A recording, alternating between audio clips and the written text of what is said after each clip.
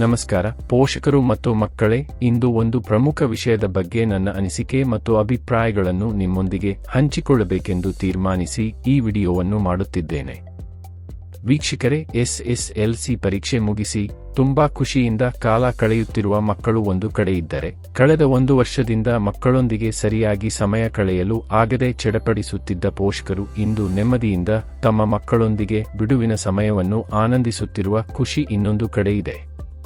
ಇದು ನಿಜವಾಗಿಯೂ ಪೋಷಕರು ಮತ್ತು ಮಕ್ಕಳಿಗೆ ಹಿತಕರವಾದ ಅನುಭವ. ಇಂತಹ ಸಂತೋಷ ಮುಂದಿನ ದಿನಗಳಲ್ಲಿ ಇಮ್ಮಡಿಯಾಗಲಿ ಎಂಬ ಆಶಯದೊಂದಿಗೆ ನನ್ನ ಮಾತು ಪ್ರಾರಂಭಿಸುತ್ತೇನೆ. ಈ ಸಂತೋಷದ ಸಂದರ್ಭದಲ್ಲಿ ನಿಮ್ಮೊಂದಿಗೆ ಕೆಲವು ವಿಚಾರಗಳನ್ನು ಹಂಚಿಕೊಳ್ಳಲು ಇಷ್ಟಪಡುತ್ತೇನೆ.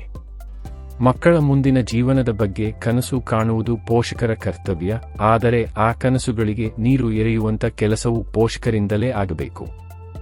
ಒಮ್ಮೆ ನಿಮ್ಮ ಬಿಡುವಿನ ಸಮಯದಲ್ಲಿ ಈ ವಿಡಿಯೋವನ್ನು ಸಂಪೂರ್ಣವಾಗಿ ನೋಡಿ ನಿಮ್ಮ ಅನಿಸಿಕೆ ಮತ್ತು ಅಭಿಪ್ರಾಯಗಳನ್ನು ನಮ್ಮೊಂದಿಗೆ ಹಂಚಿಕೊಳ್ಳಿ. ಸ್ನೇಹಿತರೆ, ಪೋಷಕರು ಮತ್ತು ಮಕ್ಕಳು ಪರಸ್ಪರ ಸಮಯ ಕಳೆಯುವ ಈ ಕ್ಷಣಗಳು ಜೀವನದ ಅತ್ಯಂತ ಅಮೂಲ್ಯವಾದ ನೆನಪುಗಳಾಗಲಿ. ನಿಮ್ಮ ಮಕ್ಕಳು ಈಗ ಅರಳುತ್ತಿರುವ ಮುದ್ದಾದ ಹೂವುಗಳು. ಆ ಹೂವುಗಳನ್ನು ಜವಾಬ್ದಾರಿಯುತವಾಗಿ ಕಾಪಾಡುವುದು, ಅವರ ಮನಸ್ಸನ್ನು ಅರಿತು ಅವರ ಇಚ್ಛೆಯನುಸಾರವಾಗಿ ನಿಮ್ಮ ಶಕ್ತಿಯ ಮಟ್ಟಿಗೆ ಮಾರ್ಗದರ್ಶನ ನೀಡುವುದು ಪೋಷಕರ ಕರ್ತವ್ಯವಾಗಿದೆ. ಇಂತಹ ಅವಕಾಶವನ್ನು ಪಡೆದಿರುವ ಪೋಷಕರೇ ನಿಜವಾದ ಧನ್ಯರು. ಈ ಅವಕಾಶವನ್ನು ಸರಿಯಾಗಿ ಉಪಯೋಗಿಸಿ ನಿಮ್ಮ ಮಕ್ಕಳ ಬದುಕಿನಲ್ಲಿ ಸ್ಫೂರ್ತಿದಾಯಕ ಮತ್ತು ಪ್ರೇರಣಾದಾಯಕ ವ್ಯಕ್ತಿಯಾಗಿ ಬೆಳೆಯಿರಿ. ಯಾವುದೇ ಸಂದರ್ಭದಲ್ಲಿ ಮಕ್ಕಳು ನಿಮ್ಮ ಮಾತುಗಳನ್ನು ಅರ್ಥ ಮಾಡಿಕೊಳ್ಳದಿದ್ದರೆ ಅಥವಾ ಕೇಳದಿದ್ದರೆ ಅದು ಅವರ ತಪ್ಪಲ್ಲ, ಅವರ ಜೀವನದಲ್ಲಿ ನಿಮ್ಮಿಂದ ಏನೋ ಕೊರತೆಯಾಗಿರಬಹುದು ಎಂಬುದನ್ನು ಅರಿಯಲು ಹೆಚ್ಚು ಸಮಯ ತೆಗೆದುಕೊಳ್ಳಬೇಡಿ. ನಿಮ್ಮ ಪ್ರೀತಿ, ದುಡಿಮೆ, ಹಣ, ಆಸ್ತಿ ಇವೆಲ್ಲವೂ ಮಕ್ಕಳಿಗಾಗಿ ಅನ್ನುವ ಅರಿವು ನಿಮಗೆ ಇದ್ದರೆ ಸಾಕು. ಆಗ ನೀವು ಮಕ್ಕಳಿಗೆ ಸಮಯ ನೀಡುತ್ತೀರಿ, ಪ್ರೀತಿ ನೀಡುತ್ತೀರಿ. ಇಂದಿನ ಮಕ್ಕಳು ನಿಮ್ಮ ಮುಂದಿನ ಭವಿಷ್ಯ. ಆ ಸುಂದರ ಭವಿಷ್ಯಕ್ಕಾಗಿ ನೀವು ಮಾಡಬೇಕಾಗಿರುವುದು ಬಹಳಷ್ಟು ಇದೆ. ಅದನ್ನು ಕರ್ತವ್ಯವೆಂದು ನೋಡುತ್ತೀರಾ, ಜವಾಬ್ದಾರಿ ಎಂದು ಭಾವಿಸುತ್ತೀರಾ, ಅಥವಾ ಮಕ್ಕಳೊಂದಿಗಿನ ಸ್ನೇಹವೆಂದು ಅನುಭವಿಸುತ್ತೀರಾ? ಅದು ನಿಮ್ಮ ಆಯ್ಕೆ. ಆದರೆ ಯಾವ ರೂಪದಲ್ಲಾದರೂ ನಿಮ್ಮ ಮಕ್ಕಳೊಂದಿಗೆ ಇರುವ ಬಾಂಧವ್ಯವೇ ಅವರ ಜೀವನದ ಬೆಳಕಾಗುತ್ತದೆ. ನಿಮ್ಮ ಪ್ರೀತಿ, ವಿಶ್ವಾಸ ಮತ್ತು ಮಕ್ಕಳ ಬಗ್ಗೆ ದಿನನಿತ್ಯ ಸ್ವಲ್ಪ ಸಮಯವಾದರೂ ಕಾಳಜಿ ತೋರಿಸುವುದು, ಮಕ್ಕಳೊಂದಿಗೆ ಒಡನಾಟ ಬೆಳೆಸುವುದು, ಇವು ಮಕ್ಕಳಲ್ಲಿ ಆತ್ಮಸ್ಥೈರ್ಯವನ್ನು ತುಂಬುತ್ತವೆ ಮತ್ತು ಜವಾಬ್ದಾರಿಯನ್ನು ಹೆಚ್ಚಿಸುತ್ತವೆ. ಮಕ್ಕಳ ಆತ್ಮಸ್ಥೈರ್ಯ ಮತ್ತು ಜವಾಬ್ದಾರಿ ಹೆಚ್ಚಿದಾಗ ಈ ಜಗತ್ತಿನ ಯಾವುದೇ ಶಕ್ತಿಗಳು ಅವರ ಮೇಲೆ ಕೆಟ್ಟ ಪರಿಣಾಮ ಬೀರುವುದಿಲ್ಲ. ಅವರು ತಮ್ಮ ಜೀವನದಲ್ಲಿ ಯಶಸ್ಸನ್ನು ಸಾಧಿಸಿದಾಗ ಆ ಯಶಸ್ಸನ್ನು ನೋಡಿ ನಿಮ್ಮ ಕಣ್ಣುಗಳಲ್ಲಿ ಆನಂದದ ಬಾಷ್ಪ ಹರಿದು ಬರುತ್ತದೆ. ಆ ಆನಂದದ ಬಾಷ್ಪ ಬರಬೇಕಾದರೆ ನಿಮ್ಮ ಕರ್ತವ್ಯವನ್ನು ಪ್ರೀತಿಯಿಂದ ನೆರವೇರಿಸಬೇಕು. ಮಕ್ಕಳಿಗೆ ಸಮಯ ನೀಡುವುದು, ಪ್ರೀತಿ ನೀಡುವುದು, ಅವರ ಮನಸ್ಸನ್ನು ಅರಿತು ಮಾರ್ಗದರ್ಶನ ಮಾಡುವುದು, ಇವೆಲ್ಲವೂ ಪೋಷಕರ ನಿಜವಾದ ಕರ್ತವ್ಯ. ಹೀಗಿರಬೇಕಲ್ಲವೇ? ಮಕ್ಕಳಲ್ಲಿ ಮೊದಲು ದೊಡ್ಡ ಕನಸುಗಳನ್ನು ತುಂಬಿರಿ, ನಂತರ ಸಣ್ಣ ಹೆಜ್ಜೆಯಿಂದ ಅವರೊಂದಿಗೆ ಪ್ರಯಾಣವನ್ನು ಆರಂಭಿಸಿ. ಮಕ್ಕಳು ಯಾವ ಕ್ಷೇತ್ರದಲ್ಲಿ ಶಿಕ್ಷಣ ಪಡೆಯಲಿ, ಆ ಕ್ಷೇತ್ರದ ಮಹಾನ್ ಸಾಧನೆಗಳ ಕನಸುಗಳನ್ನು ಅವರ ಮನಸ್ಸಿನಲ್ಲಿ ಬಿತ್ತುವುದು ಪೋಷಕರ ಕರ್ತವ್ಯ. ಇಂದಿನ ದಿನದಲ್ಲಿ ಸಾಧನೆ ಅಸಾಧ್ಯವೆಂಬ ಮಾತೇ ಇಲ್ಲ, ಏಕೆಂದರೆ ಎಲ್ಲಾ ಸೌಲಭ್ಯಗಳು ನಿಮ್ಮ ಬೆರಳ ತುದಿಯಲ್ಲಿ ಲಭ್ಯವಾಗುತ್ತಿವೆ. ಕನಸು ದೊಡ್ಡದಾಗಿದ್ದರೆ ಪ್ರತಿದಿನದ ಸಣ್ಣ ಪ್ರಯತ್ನಗಳು ಆ ಕನಸಿನ ಹಾದಿಯನ್ನು ಸುಗಮಗೊಳಿಸುತ್ತವೆ. ಒಮ್ಮೆ ದೊಡ್ಡ ಕನಸು ಕಾಣದೆ ಸಣ್ಣ ಹೆಜ್ಜೆಗಳನ್ನು ಇಡದೇ ಇದ್ದರೆ ಇಂದಿನ ಆಧುನಿಕ ಸ್ಪರ್ಧಾತ್ಮಕ ಜಗತ್ತಿನಲ್ಲಿ ಜೀವನ ಕಷ್ಟಕರವಾಗುತ್ತದೆ. ಆದ್ದರಿಂದ ನಿಮ್ಮ ಮಕ್ಕಳಲ್ಲಿ ಹೊಸ ಕನಸುಗಳನ್ನು, ದೊಡ್ಡ ಕನಸುಗಳನ್ನು ಬಿತ್ತಿರಿ. ಕನಸಿನ ಜೊತೆಗೆ ಸಣ್ಣ ಹೆಜ್ಜೆಗಳನ್ನು ಹಾಕಲು ಮಕ್ಕಳನ್ನು ಪ್ರೇರೇಪಿಸಿ. ಕೊನೆಗೆ ಕನಿಷ್ಠ ಈ ಸಮಾಜಕ್ಕೆ ಸಂಸ್ಕಾರವಂತ ಮಕ್ಕಳನ್ನು ನೀಡಿದ ಹೆಮ್ಮೆ ನಿಮ್ಮದಾಗುತ್ತದೆ. ಇದಕ್ಕಿಂತ ದೊಡ್ಡ ಸಾಧನೆ ಮತ್ತೇನಿದೆ? ಈ ಪ್ರಯಾಣದಲ್ಲಿ ತಾಳ್ಮೆ ಮತ್ತು ಶಿಸ್ತು ಪೋಷಕರು ಹಾಗೂ ಮಕ್ಕಳು ಮರೆಯಬಾರದು.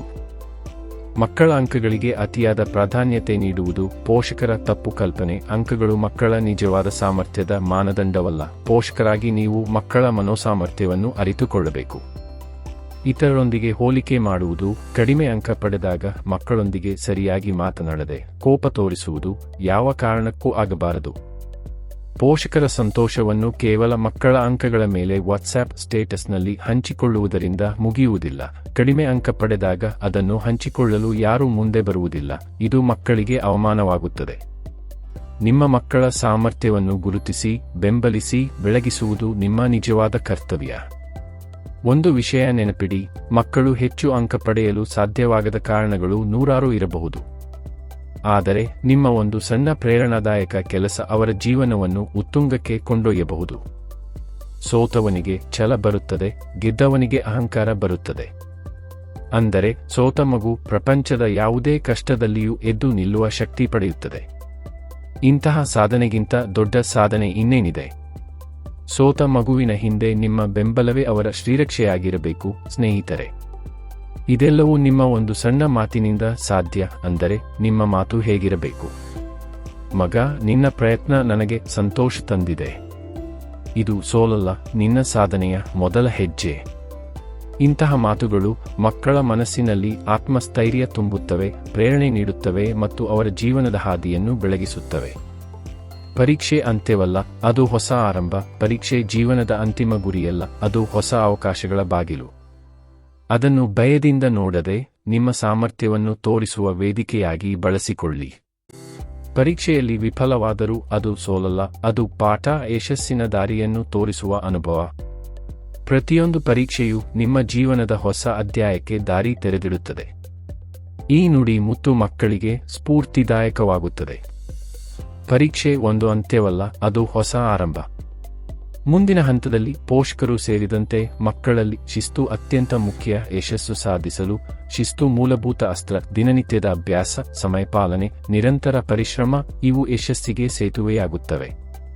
ಶಿಸ್ತಿಲ್ಲದೆ ಪ್ರತಿಭೆ ವ್ಯರ್ಥವಾಗುತ್ತದೆ. ಶಿಸ್ತು ಜೀವನದಲ್ಲಿ ದೀರ್ಘಕಾಲದ ಸಾಧನೆಗೆ ಆಧಾರ. ನಿಮ್ಮ ಮಕ್ಕಳು ಯಶಸ್ಸಿನ ಉತ್ತುಂಗ ಏರಬೇಕಾದರೆ ಪೋಷಕರು ಮತ್ತು ಮಕ್ಕಳು ಶಿಸ್ತನ್ನು ಮರೆಯಬಾರದು. ಊಟ, ತಿಂಡಿ, ನಿದ್ರೆ, ಮನರಂಜನೆ, ಪ್ರಾರ್ಥನೆ ಎಲ್ಲದರಲ್ಲಿಯೂ ಶಿಸ್ತು ಇರಬೇಕು. ಮಕ್ಕಳ ಜೀವನದ ದಾರಿ ದೀಪವೇ ಶಿಸ್ತು. ಮುಂದಿನ ಹಂತದಲ್ಲಿ ನಂಬಿಕೆ ಅತ್ಯಂತ ಮುಖ್ಯ. ನಂಬಿಕೆಯೇ ನಿಮ್ಮ ಮಗುವಿನ ಶಕ್ತಿ. ಪೋಷಕರು ಮಕ್ಕಳ ಮೇಲೆ ನಂಬಿಕೆ ಇಡುವುದು ಮುಖ್ಯ, ಹಾಗೆಯೇ ಮಕ್ಕಳಿಗೂ ಪೋಷಕರ ಮೇಲೆ ನಂಬಿಕೆ ಇರಬೇಕು. ನಂಬಿಕೆ ಆತ್ಮವಿಶ್ವಾಸದ ಮೂಲ. ಅಸಾಧ್ಯವೆನಿಸಿದ ಗುರಿಯನ್ನು ಬೆನ್ನಟ್ಟಬೇಕಾದರೆ ನಂಬಿಕೆ ಅಗತ್ಯ. ಸಾಧನೆಯ ಹಾದಿಯಲ್ಲಿ ನಂಬಿಕೆ ಇಲ್ಲದೆ ಯಾವ ಪ್ರಯತ್ನವೂ ಫಲ ನೀಡುವುದಿಲ್ಲ.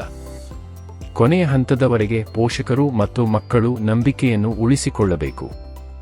ಒಂದು ವೇಳೆ ಸಾಧನೆಯ ಹಾದಿಯಲ್ಲಿ ಪದೇ ಪದೇ ಸೋಲುತ್ತಿದ್ದರೆ ಅದನ್ನು ಅಂತಿಮ ಸೋಲಾಗಿ ನೋಡಬೇಡಿ. ಬದಲಿಗೆ ಇದಕ್ಕಿಂತಲೂ ಬೇರೊಂದು ಸಾಧನೆ ನನಗೆ ಸಾಧ್ಯ ಎಂದು ಅರಿತು ನಿಮ್ಮ ಹಾದಿಯನ್ನು ಬದಲಾಯಿಸಿಕೊಳ್ಳಿ.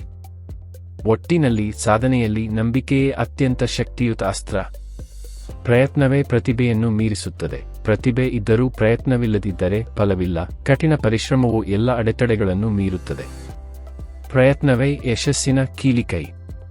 ನಿರಂತರ ಪರಿಶ್ರಮವು ಪ್ರತಿಭೆಯನ್ನು ಮೀರಿಸಿ ಸಾಧನೆ ತರುತ್ತದೆ. ಇಂತಹ ಸಾಧನೆಗಾಗಿ ಪೋಷಕರು ಮತ್ತು ಮಕ್ಕಳು ಸತತ ಪ್ರಯತ್ನ ಮಾಡಬೇಕು. ಸಮಯ ನಿರ್ವಹಣೆ ಸಾಧನೆಯ ಗುಪ್ತ ಆಯುಧ. ಸಮಯವನ್ನು ಸರಿಯಾಗಿ ಬಳಸದೆ ಯಾವುದೇ ಸಾಧನೆ ಸಾಧ್ಯವಿಲ್ಲ. ಓದು, ವಿಶ್ರಾಂತಿ, ಪುನರಾವರ್ತನೆ ಇವುಗಳಿಗೆ ಸಮತೋಲನ ನೀಡುವುದು ಸಮಯ ನಿರ್ವಹಣೆಯ ಕಲೆ. ಸಮಯವನ್ನು ಸರಿಯಾಗಿ ಬಳಸಿದರೆ ಯಶಸ್ಸು ಸುಲಭವಾಗುತ್ತದೆ. ಪೋಷಕರು ಮಕ್ಕಳಿಗೆ ಸಮಯದ ಮಹತ್ವವನ್ನು ತಿಳಿಸಬೇಕು, ಮಕ್ಕಳು ಅದನ್ನು ಪಾಲಿಸಬೇಕು. ಇದು ಕೇವಲ ಸಲಹೆಯಲ್ಲ, ಒಂದು ಆದೇಶದಂತೆ ಇರಬೇಕು. ಒಮ್ಮೆ ಹೇಳಿದ ಕೆಲಸವನ್ನು ಹೇಳಿದ ಸಮಯದಲ್ಲಿ ಮಕ್ಕಳು ಮಾಡಬೇಕು. ಆಗ ಮಾತ್ರ ಗುರಿ ಸಾಧನೆಗೆ ಮೆಟ್ಟಿಲು ನಿರ್ಮಾಣವಾಗುತ್ತದೆ. ವಿಫಲತೆ ಅಂತಿಮವಲ್ಲ, ಹೊಸ ಪ್ರಾರಂಭ. ಸಾಧನೆಯ ಹಾದಿಯಲ್ಲಿ ವಿಫಲತೆ ಸರ್ವಸಾಮಾನ್ಯ. ಆದರೆ ವಿಫಲತೆಯೇ ಅಂತಿಮವಲ್ಲ. ವಿಫಲವಾದಾಗ ಸಿಡಿದು ಎದ್ದು ನಿಲ್ಲಬೇಕು. ಇಲ್ಲಿ ಪ್ರಮುಖ ಪಾತ್ರ ಮಕ್ಕಳದೇ. ಕೋಪ, ಆವೇಶ, ಛಲ, ಮರುಪ್ರಯತ್ನ ಇವು ಅವರ ರಕ್ತಗತವಾಗಿ ಬರಬೇಕು. ಆಗ ಪೋಷಕರ ಮತ್ತು ಮಕ್ಕಳ ಕನಸುಗಳು ಈಡೇರುತ್ತದೆ. ಪ್ರಯತ್ನ ಚಂದ್ರಬಿಂಬವಲ್ಲ, ಸೂರ್ಯಕಿರಣ. ಪ್ರಯತ್ನ ಯಾವಾಗಲೂ ಮೃದುವಾದ ಚಂದ್ರಬಿಂಬದಂತೆ ಇರಬಾರದು. ಅದು ಸುಡುವ ಸೂರ್ಯಕಿರಣದಂತೆ ಸಾಧನೆಯ ಹಸಿವನ್ನು ಪದೇ ಪದೇ ನೆನಪಿಸುವಂತಿರಬೇಕು. ಸಾಧನೆಯ ಹಾದಿಯಲ್ಲಿ ತಪ್ಪುಗಳು ಆಗುವುದು ಸಹಜ. ಆದರೆ ಆ ತಪ್ಪುಗಳಿಂದಲೇ ಮುಂದಿನ ಯಶಸ್ಸು ಖಚಿತವಾಗುತ್ತದೆ. ನಿಮ್ಮ ಕಣ್ಣುಗಳಲ್ಲಿ ಸಿಡಿಲಬ್ಬರದ ಹಠ, ಮಿಂಚಿನ ಆವೇಶ ತುಂಬಿಕೊಳ್ಳಿ. ಗೆಲುವು ನಿಮ್ಮ ಹಿಂದೆ ಬರುತ್ತದೆ. ಇಂತಹ ಮಕ್ಕಳ ಸಾಧನೆಯನ್ನು ಕಣ್ಣಾರೆ ನೋಡುವ ಪೋಷಕರು ಎಷ್ಟು ಪುಣ್ಯವಂತರು. ಒಮ್ಮೆ ಯೋಚಿಸಿ. ಮಕ್ಕಳೇ, ನಿಮ್ಮ ಗಮನ ಇಂದು ಕೇಂದ್ರೀಕರಿಸಿ, ನಾಳೆ ಸಂಭ್ರಮಿಸಿ. ಇಂದಿನ ಪರಿಶ್ರಮವೇ ನಾಳೆಯ ಹಬ್ಬ. ನೀವು ಈಗಲೇ ಹಬ್ಬ ಆಚರಿಸಿದರೆ ನಾಳೆ ಕೇವಲ ಪ್ರೇಕ್ಷಕರಾಗಿ ಉಳಿಯುತ್ತೀರಿ. ಇತಿಹಾಸದ ಪುಟಗಳಲ್ಲಿ ನಿಮ್ಮ ಹೆಸರು ಕೊನೆಯ ಖಾಲಿ ಪುಟದಲ್ಲಿ ಮಾತ್ರ ಕಾಣಿಸಿಕೊಳ್ಳುತ್ತದೆ. ಆದರೆ ನೀವು ಇತಿಹಾಸವನ್ನು ಸೃಷ್ಟಿಸಬೇಕಾದರೆ ಮುಂದಿನ 5 ವರ್ಷಗಳಲ್ಲಿ ಕೆಲವು ತ್ಯಾಗಗಳನ್ನು ಮಾಡಲೇಬೇಕು. ತ್ಯಾಗವಿಲ್ಲದೆ ಇತಿಹಾಸದಲ್ಲಿ ರಾರಾಜಿಸಿದವರು ಯಾರೂ ಇಲ್ಲ. ಇಂದಿನ ಕಠಿಣ ಪರಿಶ್ರಮವು ಭವಿಷ್ಯದಲ್ಲಿ ಸಂತೋಷ ಮತ್ತು ಯಶಸ್ಸನ್ನು ತರುತ್ತದೆ. ಇಂದು ಮಾಡಿದ ತ್ಯಾಗವೇ ನಾಳೆಯ ಫಲಿತಾಂಶವನ್ನು ನಿರ್ಧರಿಸುತ್ತದೆ. ಇದನ್ನು ಮಕ್ಕಳು ತಿಳಿಯಬೇಕು, ಪೋಷಕರು ಬೆಂಬಲಿಸಬೇಕು. ಇಂದಿನ ಕೇಂದ್ರೀಕರಣವೇ ನಾಳೆಯ ಸಂಭ್ರಮದ ಮೂಲ. ನಮ್ಮ ಬದುಕಿನಲ್ಲಿ ಯಾವಾಗಲೂ ಸಕಾರಾತ್ಮಕ ಮನೋಭಾವವೇ ಉತ್ತಮ ಫಲಿತಾಂಶದ ದಾರಿ. ಪ್ರತಿ ಕ್ಷಣವೂ ಸಕಾರಾತ್ಮಕ ಮನೋಭಾವವು ಉತ್ತಮ ಫಲಿತಾಂಶ ತರುತ್ತದೆ. ಆಶಾವಾದದಿಂದ ಒತ್ತಡವನ್ನು ಗೆಲ್ಲಬಹುದು. ಸಕಾರಾತ್ಮಕ ಚಿಂತನೆ ಜೀವನವನ್ನು ಸುಧಾರಿಸುತ್ತದೆ. ಮನೋಭಾವವೇ ಸಾಧನೆಗೆ ದಾರಿ ತೋರಿಸುತ್ತದೆ. ಒಳ್ಳೆಯ ಅಭ್ಯಾಸ, ಒಳ್ಳೆಯ ಯೋಚನೆ, ಒಳ್ಳೆಯ ಮಾತು, ಒಳ್ಳೆಯ ಹವ್ಯಾಸ ಇವುಗಳೆಲ್ಲವೂ ಸಕಾರಾತ್ಮಕ ಮನೋಭಾವದ ಕಡೆಗೆ ಕೊಂಡೊಯ್ಯುತ್ತವೆ. ಕೊನೆಯ ಮಾತು. ಪೋಷಕರು ಮತ್ತು ಶಿಕ್ಷಕರ ನಂಬಿಕೆಯೇ ನಿಮ್ಮ ಬಲ. ಪೋಷಕರು ಮತ್ತು ಶಿಕ್ಷಕರ ಬೆಂಬಲವೇ ನಿಮ್ಮ ಶಕ್ತಿ. ಅವರ ನಂಬಿಕೆ ನಿಮ್ಮನ್ನು ಪ್ರೇರೇಪಿಸುತ್ತದೆ. ಅವರ ವಿಶ್ವಾಸವು ದೀರ್ಘಕಾಲದ ಸಾಧನೆಗೆ ದಾರಿ ತೋರಿಸುತ್ತದೆ. ಅವರ ಪ್ರೋತ್ಸಾಹವೇ ನಿಮ್ಮ ಯಶಸ್ಸಿನ ಮೂಲ. ನೀವು ಒಬ್ಬ ಐಎಎಸ್ ಆಗಬೇಕಾ? ನೀವು ಒಬ್ಬ ಎಪ್ಸ್ ಆಗಬೇಕಾ? ನೀವು ಒಬ್ಬ ಚಾರ್ಟರ್ಡ್ ಅಕೌಂಟೆಂಟ್ ಆಗಬೇಕಾ? ನೀವು ಒಬ್ಬ ರಾಜಕಾರಣಿ ಆಗಬೇಕಾ? ಅಥವಾ ಒಬ್ಬ ಸುಸಂಸ್ಕೃತ ಪ್ರಜೆ ಆಗಬೇಕಾ? ಇವೆಲ್ಲದರ ಹಿಂದೆ ಇಬ್ಬರೂ ಇರುತ್ತಾರೆ. ನಿಮ್ಮ ಪೋಷಕರು, ನಿಮ್ಮ ಪ್ರೀತಿಯ ಶಿಕ್ಷಕರು. ಇವರಿಬ್ಬರನ್ನು ಗೌರವಿಸಿದರೆ ಈ ಜಗತ್ತಿನ ಸಾಧನೆಯ ಪುಟದಲ್ಲಿ ನಿಮ್ಮ ಹೆಸರು ಚಿನ್ನದ ಹೊಳಪಿನಲ್ಲಿ ರಾರಾಜಿಸುತ್ತದೆ. ಮತ್ತೇಕೆ ಮೌನ? ನಿಮ್ಮ ಸಾಧನೆಯ ಹೆಜ್ಜೆಗೆ ಮೊದಲ ಪ್ರಯತ್ನವನ್ನು ಈ ಶುಭ ಸಂದರ್ಭದಲ್ಲಿ ಆರಂಭಿಸಿ. ಈ ನನ್ನ ಸ್ಫೂರ್ತಿದಾಯಕ ಮಾತುಗಳು ನಿಮಗೆ ಇಷ್ಟವಾಗುತ್ತವೆ ಎಂದು ನಂಬಿದ್ದೇನೆ. ಜೈ ಕನ್ನಡಾಂಬೆ. ಇಂತಿ.